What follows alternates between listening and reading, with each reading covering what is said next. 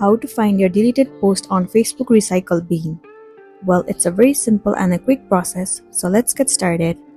First thing first, head over to your application Facebook. Enter your login credential and make sure that you are logged into a specific account. Once you have been logged in, it will be landing you on this page. Once you are in this page, head over to menu at the bottom right corner of the screen.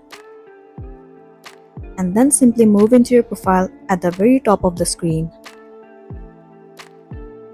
Once you are in your Facebook page, over here, click on this three-dot icon.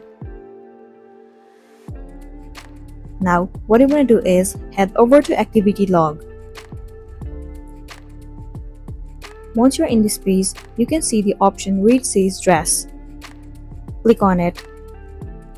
So in this page, you will be able to see all of the posts that you have deleted.